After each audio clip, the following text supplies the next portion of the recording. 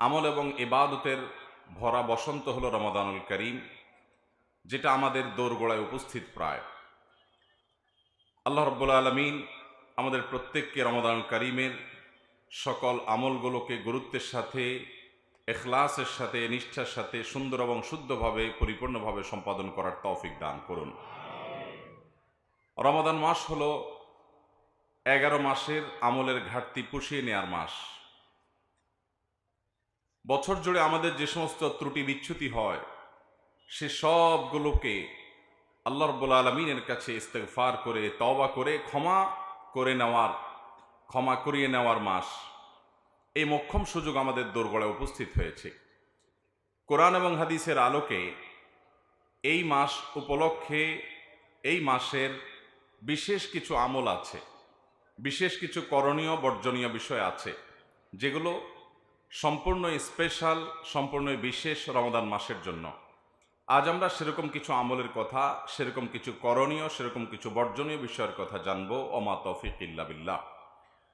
রমাদান উপলক্ষে কোরআন এবং হাদিস ঘেটে আমরা 24টি আমল বের করেছি, 24টি করণীয় কর্মসূচি আমরা বের করেছি, যেগুলো এই মাসকে কেন্দ্র করে একজন ইমানদার, একজন মুসলমানের করা উচিত। তাহলে এই মাসটি আমাদের হবে, এই মাসটি আমাদের অর্জনের মাস হবে, এই মাসটি আমাদের অ্যাচিভমেন্টের মাস হবে, এই মাসটিতে আমরা আমাদের কাঙ্ক্ষিত লক্ষ্যে পৌঁছতে পারবো ইনশাআল্লাহ। রমাদান মাসের সর্বপ্রথম যে আমলটির কথা বলতে চাই, সেটি রমাদানের ঠিক আগ মুহূর্তে আমাদেরকে করতে হবে, আর সেটি হলো রমজান মাসের চাঁদ তালাশ করতে হবে শাবানের শেষ দিবসে। শাবানের শেষ দিবসের সূর্য অস্ত যাওয়ার সময় আমরা পশ্চিম আকাশে রমাদান মাসের চাঁদ তালাশ করব। নবী করিম সাল্লাল্লাহু আলাইহি সাল্লাম বলেছেন, সুমু লিরুইয়াতিহি ওয়া আফতিরু লিরুইয়াতিহি, তোমরা চাঁদ দেখে সিয়াম পালন করো এবং চাঁদ দেখে তোমরা ঈদ উদযাপন করো। অতএব রমাদান মাসের ইবাদত এবং আমল করার প্রয়োজনে আমাদেরকে রমাদানের চাঁদ তালাশ করতে হবে শাবানের শেষের দিনে। এই আমলটি আমাদের সমাজ থেকে অনেকটা বিলুপ্তির দিকে বলা যেতে পারে। আমরা জাতীয় চাঁদ দেখা কমিটির উপর দায়িত্ব দিয়ে আমরা নিজেদের চাঁদ দেখার কোনো প্রয়োজনীয়তা অনুভব করছি না, অথচ চাঁদ দেখা এটা ফরজে কিফায়া। সমাজের কিছু মানুষও যদি না দেখে তাহলে সবাই গুনাহগার হবে, আর যদি চাঁদ দেখে কেউ, তাহলে সেক্ষেত্রে চাঁদ দেখতে পাওয়ার একটা দোয়া আছে, নবী করিম সাল্লাল্লাহু আলাইহি সাল্লাম শিক্ষা দিয়েছেন। আর সে দোয়াটা হলো, আল্লাহুম্মা আহিল্লাহু আলাইনা বিল ইয়ুমনি ওয়াল ঈমান ওয়াস সালামাতি ওয়াল ইসলাম।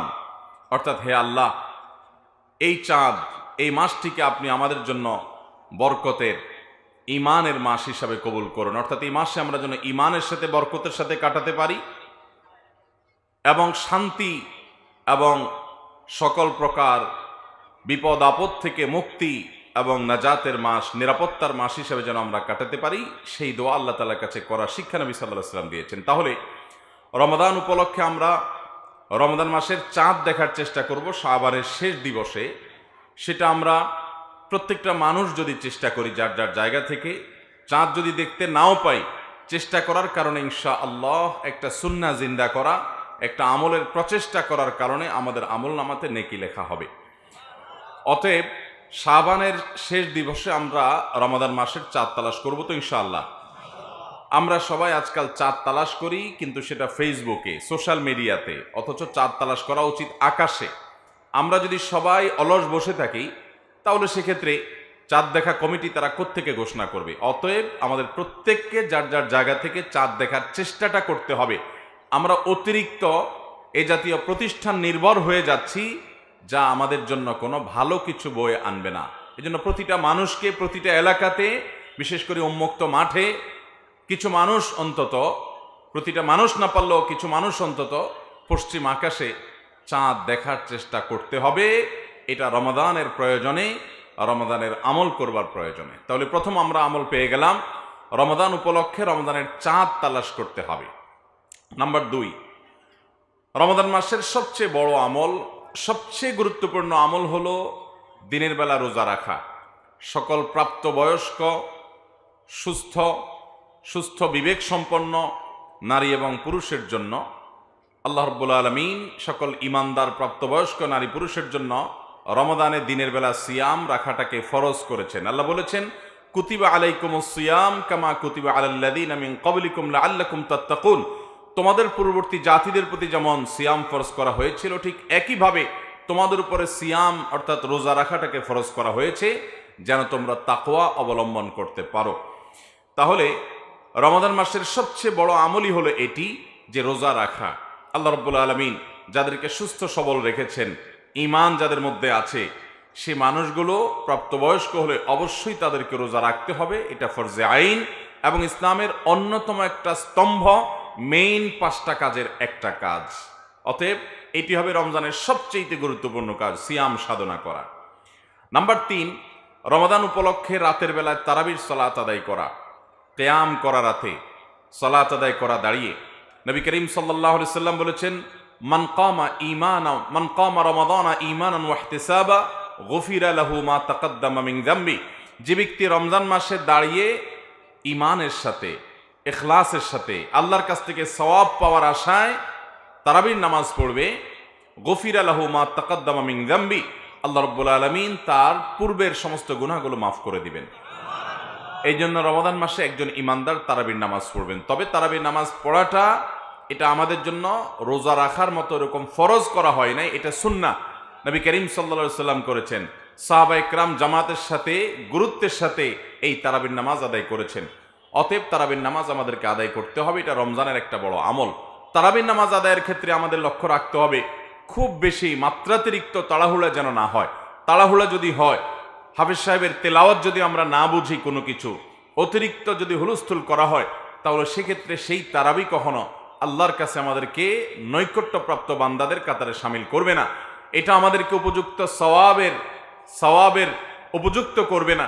এই জন্য তারাবি হতে হবে মিডিয়াম পর্যায়ে, কমপক্ষে যত আস্তে যত ধীরে হতে পারে সেটা ততই ভালো। তাড়াহুড়ো কোনো অবস্থাতে করা যাবে না। তাহলে তৃতীয় আমল পেয়ে গেলাম, রমজান মাসে তারাবির নামাজ পড়া। যদি কোনো কারণে কেউ কোনোদিন তারাবি নামাজ পড়তে না পারেন, তাহলেও তাকে রোজা রাখতে হবে এবং তার রোজা হয়ে যাবে। তারাবি পড়তে পারি নাই, সে অজুহাতে রোজা না রাখার কোনো সুযোগ নাই, কারণ রোজা রাখাটা ফরজ আর তারাবির নামাজ পড়াটা হলো সুন্নাত। 4 নম্বর আমল হলো রমজানের রোজা রাখার জন্য সাহারি খাওয়া, এবং সাহারিটা একটু দেরিতে খাওয়া।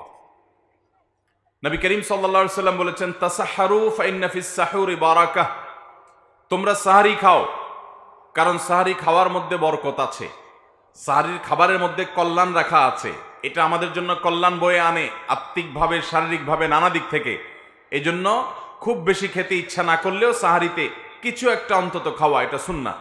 এবং সাহারি খেতে হয় একটু দেরিতে, একটু বিলম্বে, শেষের দিকে। নবী করিম সাল্লাল্লাহু আলাইহি সাল্লাম রাতের শেষের দিকে সাহারি খাওয়ার জন্য আমাদের উদ্বুদ্ধ করে বলেছেন, এই উম্মত অর্থাৎ মুসলমানরা ততদিন পর্যন্ত কল্যাণের অধিকারী হবে, কল্যাণের মধ্যে থাকতে পারবে, যতদিন পর্যন্ত তারা ইফতার তাড়াতাড়ি করবে আর সাহারি দেরিতে করবে। সাহারি দেরিতে করার মানে কি? এর মানে হলো আজানের, ফজরের ওয়াক্ত যে হবে নামাজের, তার মিনিমাম 20-25 মিনিট আগে সাহারি খাওয়া শেষ করা, এটা হলো সুন্নাহ। নবী করিম সাল্লাল্লাহু আলাইহি সাল্লাম সাহারি খেয়ে শেষ করার পর 50টি আয়াত তেলাওয়াত করার মতো সময় রাখতেন। তার মানে এই পরিমাণ গ্যাপ দিতেন যাতে 50 আয়াত তেলাওয়াত করা যায়। আমরা অনেকে শেষ ওয়াক্তে সাহারি খাওয়া সুন্নত, এটার মানে বুঝছি যে একেবারে মুয়াজ্জিন আজান দিবে ঠিক তার কয়েক সেকেন্ড আগে খাবার শেষ করা, এটা বোধহয় সুন্নত। এটা ভুল।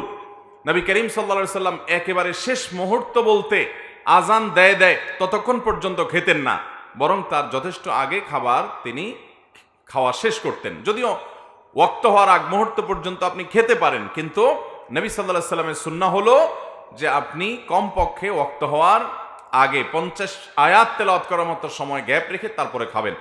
অনেক মুরব্বীরা আছেন এখনো রাত 12টা-1টার দিকে সাহারি খেয়ে ফেলেন, এটা সুন্নাহ নয়। সুন্নাহ হলো দেরিতে, অর্থাৎ ভোর রাতে ফজরের ওয়াক্ত হওয়ার আগে আগে সাহারি খাওয়া, এটা সুন্নাহ। 5 নম্বর আমল হলো ইফতার করা, এবং সেই ইফতার তাড়াতাড়ি করা। ইফতার করা এটা নবী সাল্লাল্লাহু আলাইহি সাল্লামের সুন্নাহ, এবং তাড়াতাড়ি ইফতার করা এটাও তার সুন্নাত।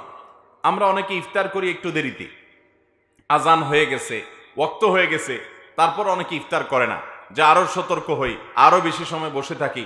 এবং সময় হওয়ার পর ইফতার করলে আমরা অনেকে বলি যে সারাদিন রোজা রেখেছ, সহ্য করতে পারলা, এখনো তো তাড়াহুড়া কি আছে, আর 2-4 মিনিট 10 মিনিট সহ্য করো। আপনার যদি ওয়াক্ত হয়ে যায়, আপনি নিশ্চিত হয়ে যান, তাহলে সেক্ষেত্রে আর সাহারি ইফতার করতে আর দেরি করার কোনো প্রয়োজন নাই। ইফতার বিলম্বে করা, বিশেষ করে চতুর্দিকে অন্ধকার হয়ে যাওয়ার পরে ইফতার করা, এটা শিয়াদের একটা আমল, এটা অন্যান্য অনেক পথভ্রষ্ট মানুষদের আমল। আহলে সুন্নাল জামাতের সকল ওলামায়ে কেরাম ইফতার তাড়াতাড়ি করাটাকে সুন্নাহ মনে করেন, কারণ নবী করিম সাল্লাল্লাহু আলাইহি ওয়াসাল্লাম বলেছেন এই উম্মত ততক্ষণ কল্যাণের মধ্যে থাকবে যতদিন পর্যন্ত তারা ইফতারটা সময় হওয়ার পর আর দেরি করবে না এবং সাহরিটা দেরি করে খাবে। তাহলে সময় মতো ইফতার করে ফেলা, এটা হলো 5 নম্বরের সুন্নত। 6 নম্বরের সুন্নত হলো ইফতারে সম্ভব হলে কাঁচা খেজুর খাওয়া, কাঁচা খেজুর না পাওয়া গেলে সাধারণ খেজুর দিয়ে ইফতার করা, আর সাহারিতে বিশেষ করে খেজুর খাওয়া। ইফতারিতে খেজুর খাওয়া এটা তো আমরা জানি, নবী করিম সাল্লাল্লাহু আলাইহি সাল্লাম আদা পাকা আদা কাঁচা খেজুর খাওয়া পছন্দ করতেন ইফতারে, সেটা আমরা না পাইলে কমপক্ষে খেজুর দিয়ে আমরা ইফতার করব, এটা আমরা জানি আলহামদুলিল্লাহ। কিন্তু সাহারিতে যে খেজুর খেতে হয় এটা আমরা অনেকে জানি না। নবী করিম সাল্লাল্লাহু আলাইহি সাল্লাম বলেছেন নি'মা সাহুরুল মুমিনি আত-তামার, ইমানদারের সবচেয়ে উত্তম সাহারি হলো খেজুর। ইমানদারের সবচেয়ে উত্তম সাহারি কি? খেজুর। এই জন্য আপনি সাহারিতে ভাত তরকারি যাই খান না খান, আপনি অন্তত একটা খেজুর হলেও খাওয়ার চেষ্টা করবেন। খেজুরে প্রচুর পরিমাণ খাদ্য শক্তি আছে। আলহামদুলিল্লাহ আজকাল আমাদের দেশেও খেজুর বিভিন্ন জায়গায় উৎপাদন শুরু হয়ে গেছে। এই খেজুর প্রচুর পরিমাণ খাদ্য শক্তি থাকার কারণে সাহারিতে এবং ইফতারিতে যদি মানুষ সাহারি খায়, খেজুর খায়, তাহলে তার সিয়াম পালন করাটা, রোজা রাখাটা নানা দিক থেকে সহজ হয় এবং তার শরীরে খাদ্যের অভাব মোচনে অনেক বেশি সহায়ক ভূমিকা পালন করে। এজন্য সাহারিতে খেজুর খাওয়া এই আমলটা আমরা অনেকে জানিও না এবং আমলও করি না। এই আমলটা আমরা জিন্দা করার চেষ্টা করবো ইনশাআল্লাহ। তাহলে 6 নম্বরের আমল হলো রমাদান মাসের সাহারিতে ইফতারিতে খেজুর খাওয়া এবং সাহারিতে বিশেষ করে খেজুর খাওয়া, এবং সেটার জন্য নবী সাল্লাল্লাহু আলাইহি ওয়াসাল্লামের ফজিলতপূর্ণ হাদিসও আছে যে সবচেয়ে উত্তম সাহারি ইমানদারের খেজুর। 7 নম্বরের আমল হলো রমাদান উপলক্ষে দোয়া করা। রমাদান মাসের একেবারে বিশেষ কয়েকটা আমলের একটা হলো এটা, বেশি বেশি আল্লাহর কাছে দোয়া করা।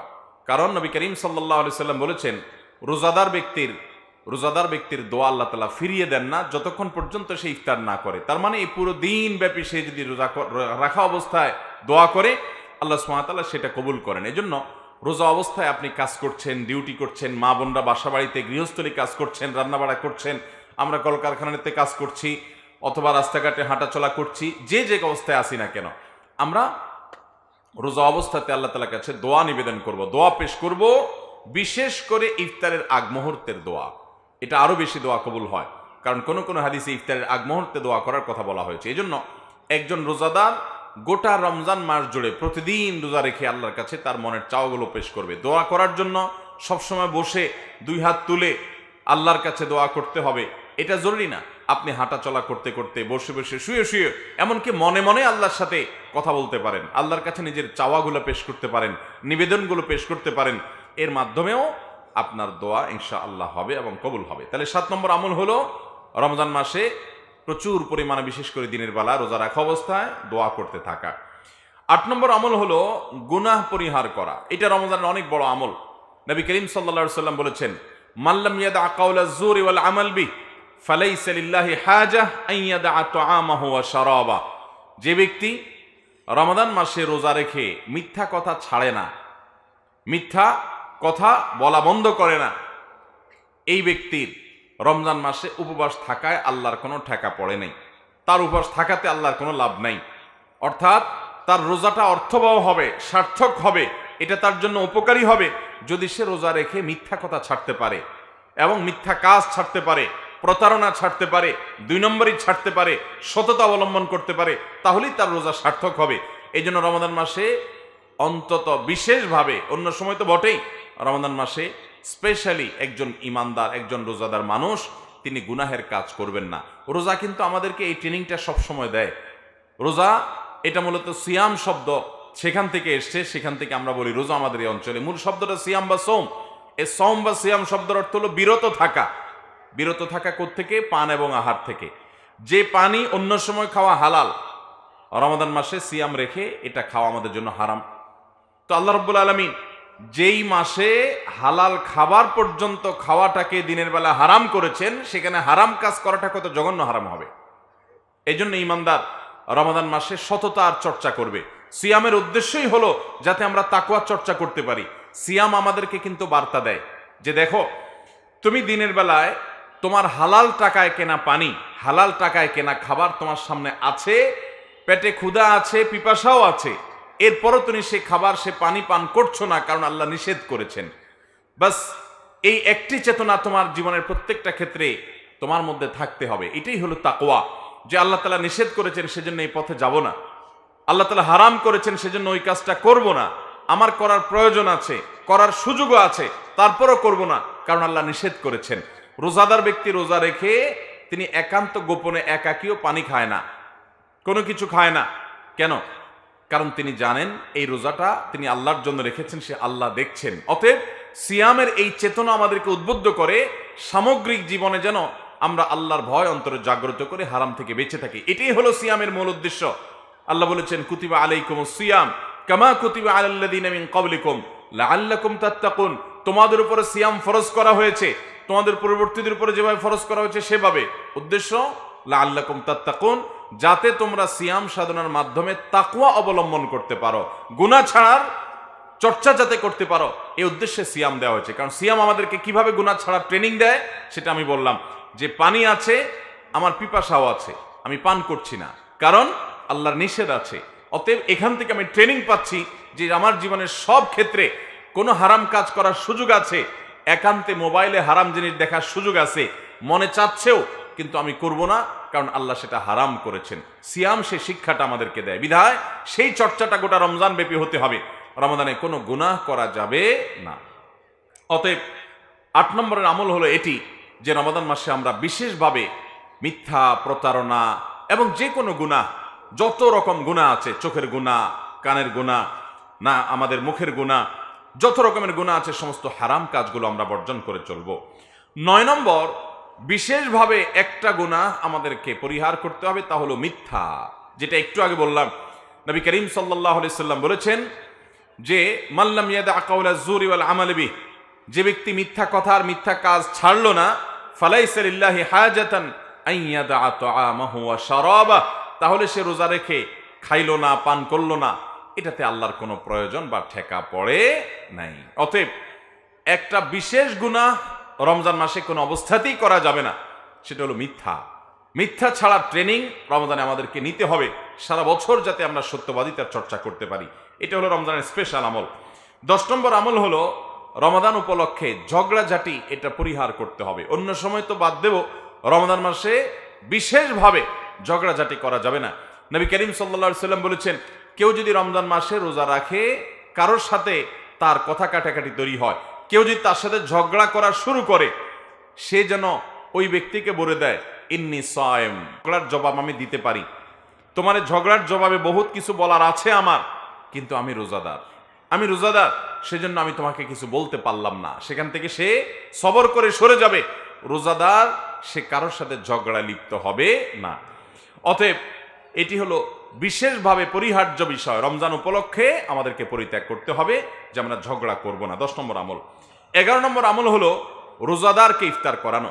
নবী করিম সাল্লাল্লাহু আলাইহি সাল্লাম বলেছেন, মান ফাত্তারা সায়েমান, যদি কোনো ব্যক্তি কাউকে, কোনো রোজাদারকে ইফতার করায়, কানা লাহু মিথলু আজরিহি মিন গায়রি আন ইউনকাসা মিন আজরিহি শাইআ, তাহলে রোজাদার রোজা রেখে যে পরিমাণ সওয়াব পাইছে তারটা তো তিনি পাবেনই, অতিরিক্ত হিসাবে যে আল্লাহর বান্দা কাউকে ইফতার করাইছে, আল্লাহ তাআলা তাকে সমপরিমাণ সওয়াব দান করবেন। আপনি রমজানে 30টা রোজা রাখতে পারেন, এর বেশি রাখার সুযোগ আছে? রমজান মাসে 30 দিনে 60টা রোজা রাখা যাবে? পিচি পোলাপাইন রাখে, দিনে 2টা-3টা করে রাখে। কিন্তু একজন প্রাপ্তবয়স্ক মানুষ রমজানে 30টা বেশি রোজা রাখার সুযোগ। কিন্তু আমরা যদি চাই রমজানে আমি 60টা রোজার সওয়াব আমল নামায় লেখাবো, সেই সুযোগ আছে।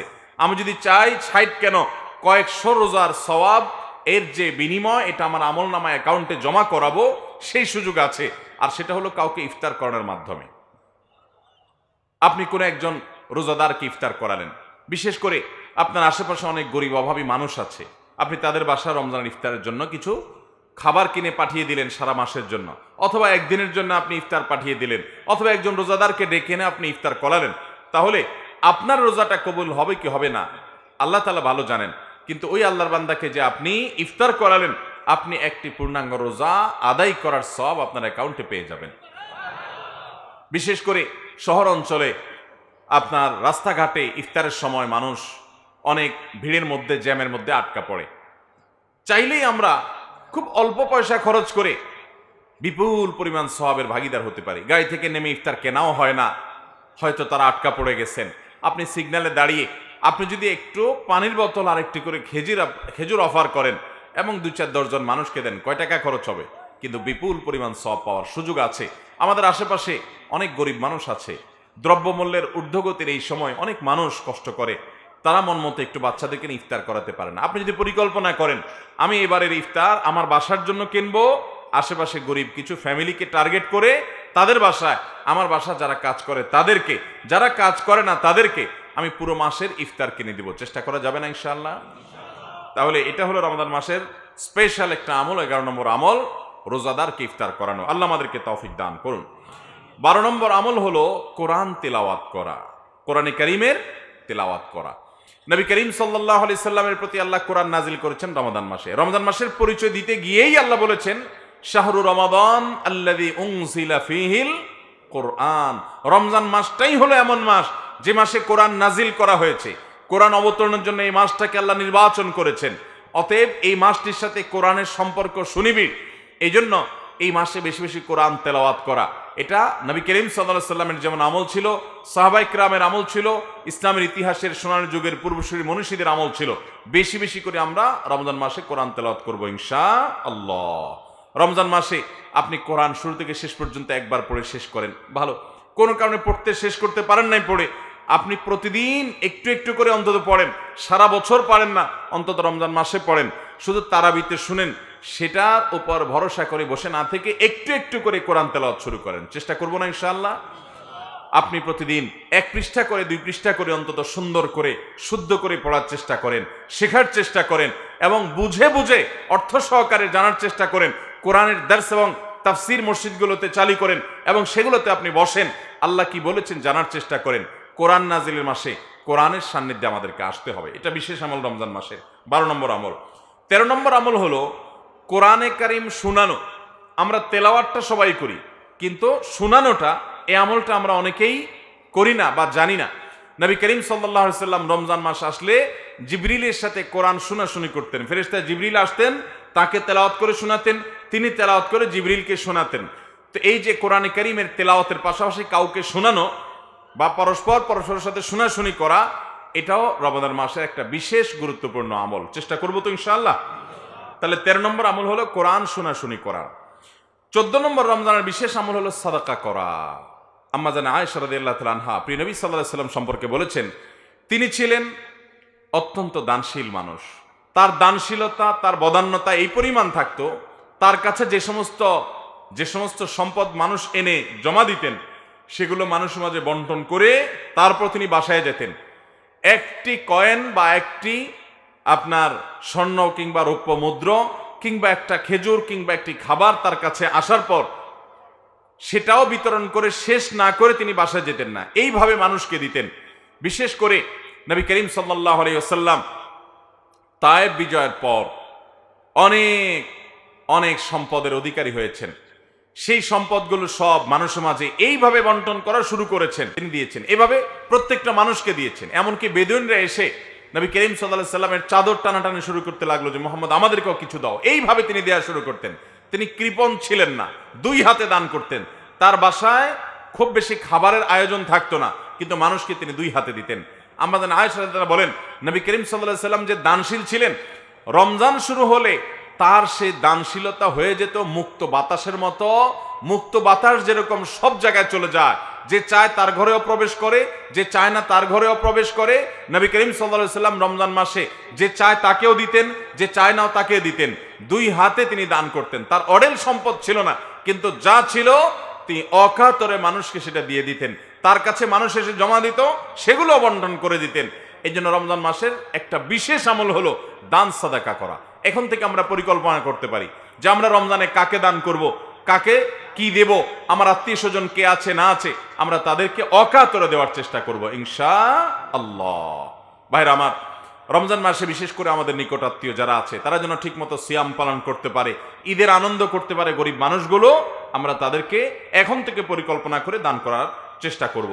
রমজান মাসে জাকাত আমরা অনেকে দেই, যদিও জাকাত রমজান মাসেই দিতে হবে এমন কোনো কথা নেই, বরং আপনি যখন অর্থ সম্পদের মালিক হয়েছেন, এক বছর যখন সেটা আপনার কাছে ছিল তখন জাকাত ফরজ হয়েছে, আপনি তখন জাকাত দিবেন। এটা হলো জাকাতের মূল বিষয়। কেউ যদি জাকাত একটু 2-4 10 দিন 20 দিন 1 মাস দেরি করে দেয়, আদায় হয়ে যাবে। আবার কেউ যদি 10 দিন বা 2-4 মাস আগে অগ্রিম দিয়ে দেয়, হিসাবটা পরে অ্যাডজাস্ট করে, তাতেও হয়ে যাবে। এই জন্য রমজান মাসে কেউ যদি জাকাত দেয়, যে রমজান মাস আমলের মাস, সওয়াবের মাস, সেজন্য আমি দিলাম, দিতে পারেন, কিন্তু রমজানেই দিতে হবে এমন কোনো বাধ্যবাধকতা নেই। চাইলে আমরা সাধারণ দানও করতে পারি, জাকাত দিতে পারি রমজান মাসে। তাহলে 14 নম্বর আমল হলো দান সাদাকা করা। 15 নম্বর আমল হলো তাহাজ্জুদের নামাজ পড়া। তাহাজ্জুদের নামাজ রমজান মাসে, তাহাজ্জুদের নামাজ এবং ভোর রাতে দোয়া করা, এটা রমজান মাসে একটা বিরাট সুযোগ। সারা বছর আমরা ভোর রাতে তাহাজ্জুদের নামাজ পড়ার সুযোগ পাই না, ভোর রাতে এঠে দোয়া করার সুযোগ পাই না। সারা দিন এবং রাত 24 ঘন্টার মধ্যে দোয়ার জন্য সবচেয়ে আদর্শ সময়, আল্লাহ রাব্বুল আলামিনকে সবচেয়ে কাছে পাবেন আপনি ভোর রাতে। আল্লাহ রাব্বুল আলামিন দুনিয়ার আসমানে এসে বান্দাকে ডেকে ডেকে ক্ষমা করেন এবং তার বিপদ দূর করেন। এই সুযোগটা আমরা লাভ করি তাহাজ্জুদের সময়, ভোর রাতে। সারা বছর আমরা পারি না, কাজ কামের চাপ থাকে, ডিউটি থাকে, ব্যবসা বাণিজ্য থাকে, রাতে দেরিতে শোয়ার বদ অভ্যাস আছে, আমরা ফজর পড়তেই কষ্ট হয়ে যায়, তাহাজ্জুদ পড়তে পারি না। কিন্তু ভাইরা আমার, গোটা রমজান জুড়ে প্রতিদিন আপনি সাহারি খেতে উঠেন। আপনি চাইলে কিন্তু সাহারির সময় আপনি 10টা মিনিট বের করে সুন্দর করে আপনার বাসার এক কোণে কেবলার দিকে ফিরে আপনি 2 রাকাত 4 রাকাত নামাজ পড়ে হাত তুলে আল্লাহর কাছে আপনি 5 মিনিট দোয়া করতে পারেন, চোখের পানি ফেলতে পারেন। মানুষের মধ্যে দোয়া আসে না, তো আপনি আপনার বাড়ির ছাদে চলে যেতে পারেন। মসজিদে মানুষ আজানের পরে আসবে, আপনি আজানের 20 মিনিট আগে চলে যেতে পারেন। আপনি একটু নিরিবিলি আল্লাহর সাথে কথা বলতে পারেন, দোয়া করতে পারেন। আমরা বড় হতভাগা, আল্লাহর কাছে চাইতে জানি না। এটা চাওয়ার মাস আসতেছে ভাই, এবং চাওয়ার জন্য সবচেয়ে মোক্ষম সময় হলো সাহারির সময়টা। আমরা অনেকে আজকাল দেখা যায় সাহারি পার্টি করি, সাহারি পার্টি করি। অনেকে সাহারি উপলক্ষে বিভিন্ন আয়োজন অনুষ্ঠান করে।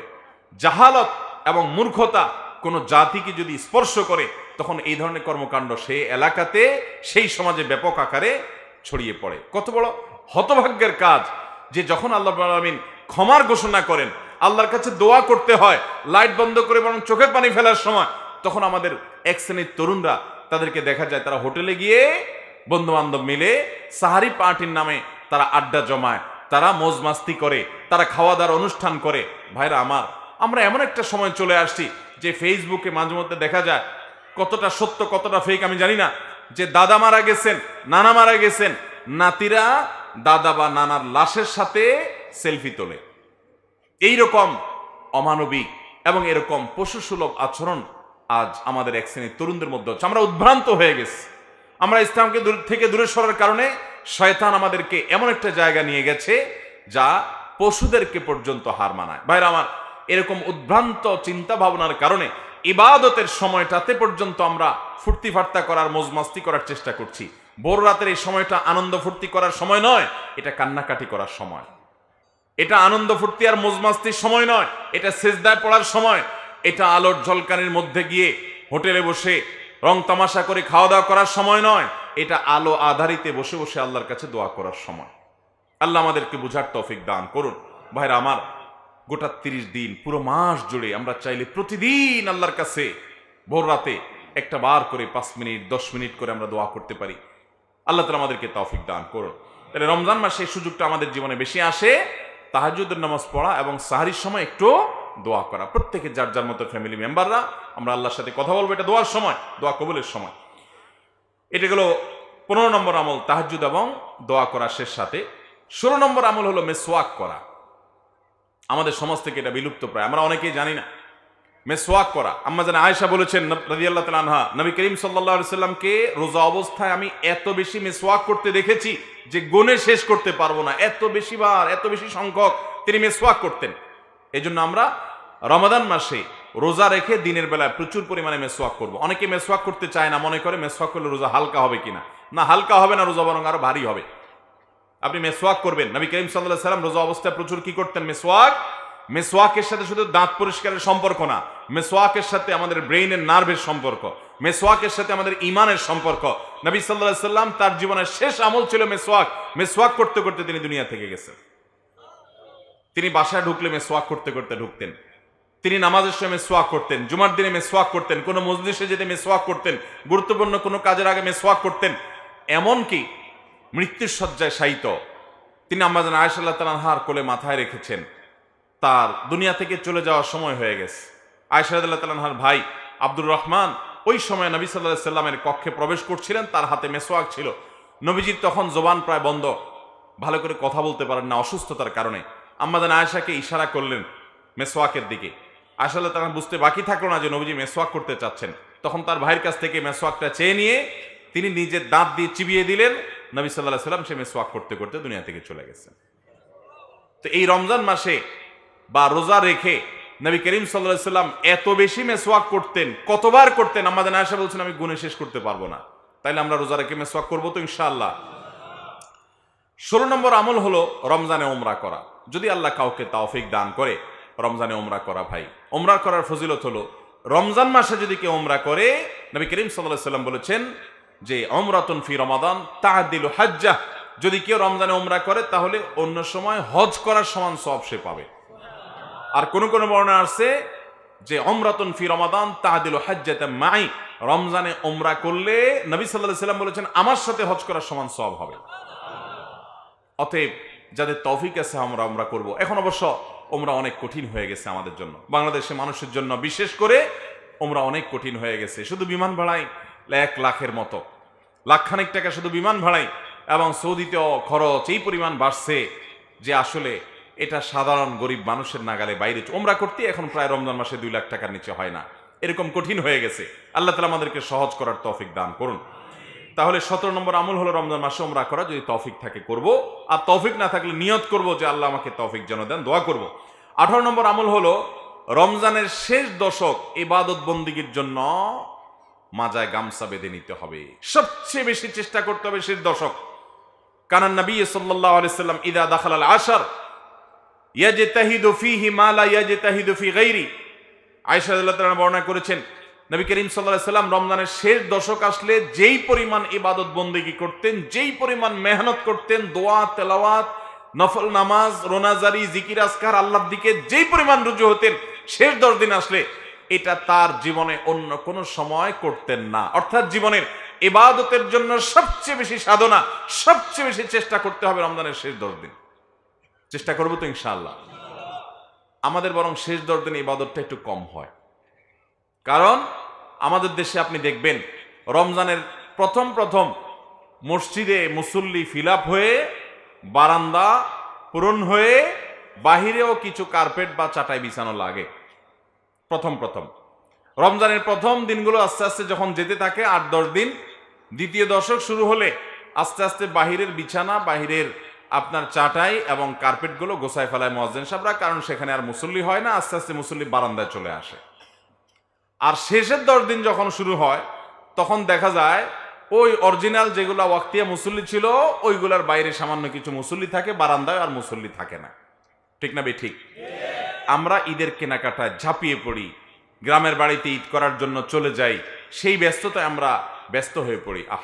রমজানের সবচেয়ে স্বাদটাই হলো শেষের দিকে, সবচেয়ে স্বাদই শেষের দিকে। এই জন্য নবী করিম সাল্লাল্লাহু আলাইহি সাল্লাম রমজানের শেষ 10 দিন ইবাদতের জন্য সবচেয়ে বেশি মেহনত করতেন। আল্লাহ সুবহানাহু ওয়া তাআলা আমাকে আপনাকে তৌফিক দান করুন। চেষ্টা করবো তো ইনশাআল্লাহ রমজানের শেষ 10 দিন আমরা বিশেষ ইবাদতের জন্য চেষ্টা করব। এটা ছিল নবী সাল্লাল্লাহু আলাইহি সাল্লাম বিশেষ আমল। তাহলে 18 নম্বর আমল হলো রমজানের শেষ 10 দিন ইবাদতের জন্য স্পেশাল মেহনত করতে হবে। 19 নম্বর আমল হলো রমজানের শেষ 10 দিন ইতিকাফ করতে হবে। কি করতে হবে ভাই? ইতিকাফ করতে হবে। এই আমলটা মিসকিন, এই আমলটা আমাদের সমাজ থেকে বিলুপ্তির পথে। আমাদের দেশে মসজিদগুলোতে এতেকাফের জন্য লোক ভাড়া করে বসাইতে হয়, আছে না নাই? এতেকাফে বসার মতো লোক নাই। একটা এলাকাতে হাজার হাজার মানুষ বসবাস করে, কিন্তু আল্লাহর ঘরে 10 দিন এতেকাফ করবে এই সময়টা মানুষের নাই। টাকা দিয়ে এতেকাফে লোক বসানো হারাম। যে টাকা দিয়ে বসে সেও গুনাহগার, আর যারা টাকা দিয়ে বসায় তারাও গুনাহগার। ইবাদতে কোনো টাকা পয়সা চলে ভাইরা আমার। এতেকাফের জন্য আমাদের দেশে মসজিদগুলোর লোক পাওয়া যায় না। আহা, অথচ এতেকাফ এমন একটা আমল, এই আমলটা প্রিয় নবী সাল্লাল্লাহু আলাইহি সাল্লামের জীবনে 1 বছরও ছাড়েন নাই। রমজানের রোজা ফরজ হয়েছে 3য় হিজরিতে, তখন থেকে নিয়ে তার ওয়াফাত পর্যন্ত প্রতি বছর রমজানের শেষ 10 দিন তিনি এতেকাফ করছেন। 1 বছর তিনি এতেকাফে বসছেন, কিন্তু আবার বের হয়ে যেতে হয়েছে, এতেকাফ ভেঙে ফেলতে হয়েছে বিশেষ কারণে। পরবর্তী বছর তিনি এসে 20 দিন এতেকাফ করে আগের বছরের 10 দিন পূরণ করেছেন। তারপরও এতেকাফ কখনো ছাড়েন নাই। একটিবার চিন্তা করেন তো, যে আমলটা প্রিয় নবী সাল্লাল্লাহু আলাইহি সাল্লাম জীবনে একবারও ছাড়েন নাই, সেটা বেশিরভাগ মানুষের জীবনে একবারও করি নাই আমরা। এই পুরা মাহফিলে যত মানুষ আছি আমরা জীবনে একবার অন্তত রমজানের শেষ 10 দিন মসজিদে এতেকাফে বসছেন, এরকম যারা আছেন একটু হাত তোলেন। শেষ 10 দিন এতেকাফে বসছেন, মাশাআল্লাহ। কয়জন মানুষ হবে? 10, 15, 20 জন মানুষ এত বড় মজলিসের মধ্যে। বাকি মানুষগুলো আমরা বসি নাই। ভাইরা আমার, নবী করিম সাল্লাল্লাহু আলাইহি সাল্লাম যেটা জীবনে কখনো ছাড়েন নাই, সেটা আমি জীবনে কখনো করি নাই। নিজের শত্রুর সাথেও তো এরকম বৈপরীত্য মানুষ করে না। এতে কেমন নিয়ত করবো তো ইনশাআল্লাহ। আপনি বলবেন আপনি ব্যস্ত, আপনার সময় নাই। কি ব্যস্ত আপনি ভাই? আপনার যদি মালাকুল মউত এখন হাজির হয়ে যায়, আপনি যদি বলেন যে আমি একটু ব্যস্ত, আসি, পরে আসেন, কোনো কাহিনী চলবে? ভাইরা আমার, প্রিয় নবী সাল্লাল্লাহু আলাইহি সাল্লামের চেয়ে বেশি ব্যস্ত আপনি।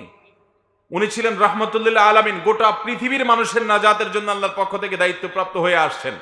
রাতে ঘুমাতে পারতেন না, মানুষকে হেদায়েতের জন্য পেরেশান থাকতেন, আল্লাহর কাছে রোনাজারি করতেন। তার কোনো অবসর সময় ছিল না তেমন। অথচ তিনি পর্যন্ত তার মদিনা রাষ্ট্রের প্রধান ছিলেন, রাষ্ট্র পরিচালনার কাজ ছিল, অনেক অভিযান পরিচালনা করার দায়িত্ব ছিল, অনেক ষড়যন্ত্র মোকাবেলা করতে হতো। ইসলাম সারা বিশ্বের বড় বড় নেতাদের কাছে পৌঁছাতে হয়েছে, সবার কাছে পৌঁছাতে হয়েছে, সবার সব সমস্যাগুলো দেখতে হতো তাকে। এত দায়িত্ব পালন করেছেন, এবং এতজন স্ত্রী তার ছিলেন, এই ফ্যামিলিগুলোর সবগুলোর দায়িত্ব, সবার দায়িত্ব তার পালন করতে হয়েছে। এত কিছু দায়িত্ব যার, তিনি এত ব্যস্ততা সত্ত্বেও রমজানের শেষ 10 দিন আসলে সকল দায়িত্ব প্যাকেট করে রেখে তিনি মসজিদে এতেকাফের জন্য বসে যেতেন, এবং মসজিদে বসে তিনি দাওয়াতি কাজ এবং জিহাদের কাজ, অন্যান্য কাজগুলো আঞ্জাম দিতেন, কিন্তু মসজিদে বসে যেতেন। অতএব আমাদের শেষ 10 দিন মসজিদে বসতে হবে, চেষ্টা করবো তো ইনশাআল্লাহ। মসজিদে এতেকাফে আমরা যারা কখনো বসি নাই, আমরা মনে করি এটা তো একটা বন্দি জীবন, এটা তো একটা জেল জীবনের মতো, যে আটকা পড়ে যাব, 10 দিনের জন্য আর বের হতে পারবো না, শুধু টয়লেটের জন্য বের হওয়া যাবে, এছাড়া বের হওয়া যাবে না। আমাকে বাসা থেকে খাবার কেউ এনে দিবে, আমি বসে বসে খাবো। 10 দিন এখানে বন্দি থাকলে আমার বোরিং ফিল হবে, আমি কিভাবে সময় কাটাবো? ভাইরা আমার, যারা এতেকাফে বসেন নাই তারা এতেকাফের স্বাদ সম্পর্কে বলতে পারবেন না। আপনি এতেকাফে বসলে আর কিছু না হোক, আপনি বিছানাপত্র নিয়ে যদি মসজিদে পড়ে যান আল্লাহর ঘরে, তো আপনার কাছে ফিল হবে, অনুভব হবে যে আল্লাহ তাআলার চৌকাঠে দুয়ারে গিয়ে আপনি পড়ে গেছেন, এরকম মনে হবে আপনার কাছে। অবর্ণনীয় একটা স্বাদ এবং ভালো লাগা কাজ করবে। এই জন্য ভাইরা আমার, আমরা রমজানের শেষ দশকে ইতিকাফ করার চেষ্টা করবো তো ইনশাআল্লাহ। ইতিকাফ করলে আমরা মনে করি কোনো কথাবার্তা বলা যায় না, চুপচাপ থাকা লাগে, বোবা হয়ে থাকতে হয়। না, এরকম কোনো কথা নেই।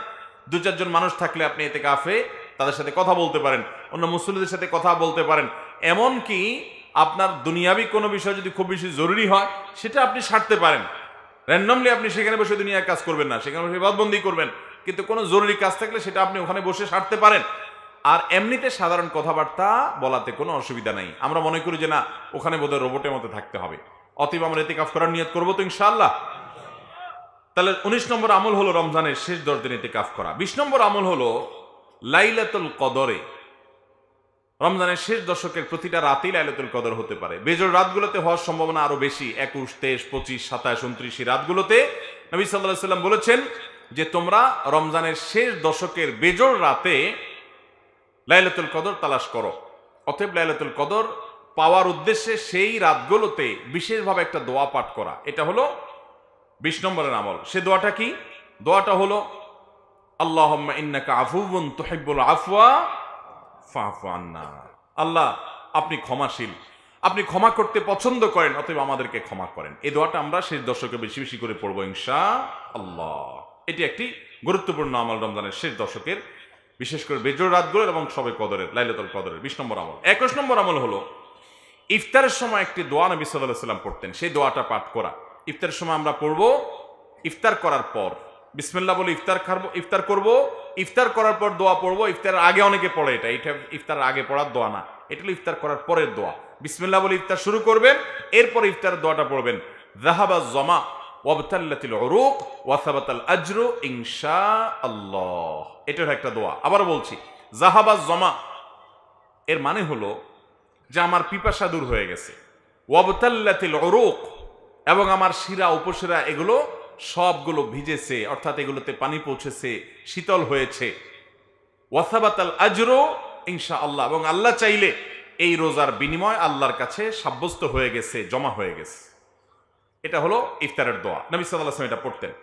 22 নম্বর আমল হলো বিশেষভাবে রমজান মাস জুড়ে ভাই প্রতিদিন আল্লাহর কাছে ইস্তেগফার করা, গুনাহ মাফ চাওয়া, জাহান্নাম থেকে মুক্তির জন্য দোয়া করা। বেশিরভাগ মানুষ আমরা রমজান মানেই বুঝি 4টা কাজ। রমজান মানে কয়টা কাজ বুঝি?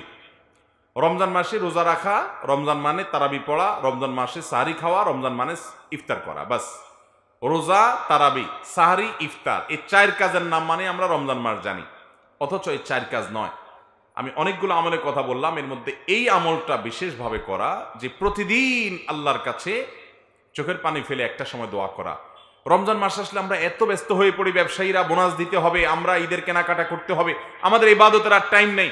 যে মাসটা আসছে ইবাদতের জন্য, মূল কাজ হলো ইবাদত, সে ইবাদত বলে আমরা অন্য সব করি, ইবাদতের সময় আমাদের হয় না। ভাইরা আমার, নবী করিম সাল্লাল্লাহু আলাইহি সাল্লাম বলেছেন, তার কাছে জিবরিল এসে আল্লাহর পক্ষ থেকে অফার নিয়ে এসে বলেছেন, বাউদা মান আদরাকা রমাদান ফালা ওয়ালাম ইগফার লা, ওই ব্যক্তি ধ্বংস হোক যে রমজান মাস পেল অথচ তার গুনাহগুলো মাফ করাইতে পারলো না। এটা অফারের মাস, সারা জীবনের গুনাহ মাফ করাইতে চাইলে এটা সবচেয়ে বড় সুযোগ। অনুতপ্ত হয়ে, লজ্জিত হয়ে আল্লাহর কাছে চোখের পানি ফেলে 2 হাত তুলে দোয়া করা, আল্লাহ আপনি মাফ করে দেন, আমি আর অপরাধ করব না, আমার আগের সবগুলো হিসাব আপনি পরিষ্কার করে দেন, সবগুলো অপরাধ আপনি ডিলিট করে দেন, গুনাহ হিসাব সব আপনি মুছে দেন।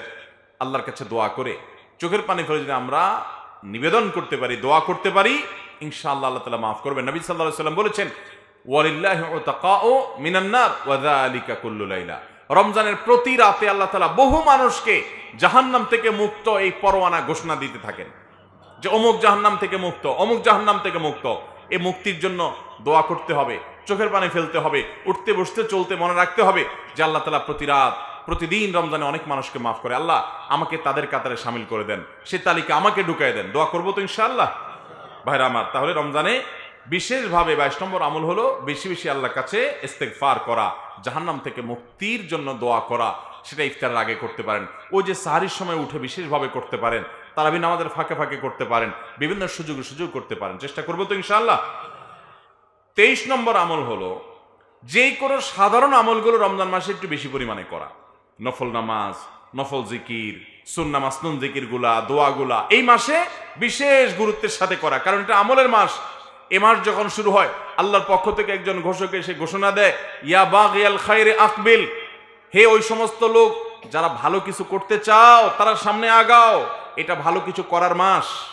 এই জন্য ভালো আমলগুলো করার জন্য প্রতিজ্ঞাবদ্ধ হওয়া এবং বেশি বেশি নেক আমল করা, সাধারণ নেক আমলগুলো। 24 নম্বর এবং সর্বশেষ আমল হলো ফিতরা আদায় করা। এটা রমজানের একেবারে শেষের দিকে, ঈদের চাঁদ ওঠার আগে 1-2 দিন আগেও দেওয়া যায়, তবে ঈদের চাঁদ ওঠার পর থেকে নিয়ে ঈদের নামাজের আগ পর্যন্ত এই সময়ের মধ্যে ফিতরা দিতে হয়। ফিতরা দেওয়া মানে হলো 2টা উদ্দেশ্য। এর একটা হলো নবী করিম সাল্লাল্লাহু আলাইহি ওয়াসাল্লাম বলেছেন, যাকাতুল ফিত্রে তোহরাতুন লিস-সাইমি মিনাল লাগবি ওয়ার রাফাস ওয়া তু'মাতুন লিল মাসাকিন। ফিতরা এটা হলো রোজাদারের রোজা রাখতে গিয়ে যে কিছু বেহুদা কথা বলে ফেলেছে, কিছু ভুল ত্রুটি হয়ে গেছে, ওইগুলো থেকে রোজাকে রিফাইন করার জন্য, পরিচ্ছন্ন করার জন্য, রোজাকে ফ্রেশ করার জন্য, ত্রুটিমুক্ত করার জন্য এই ফিতরার ভূমিকা রাখে।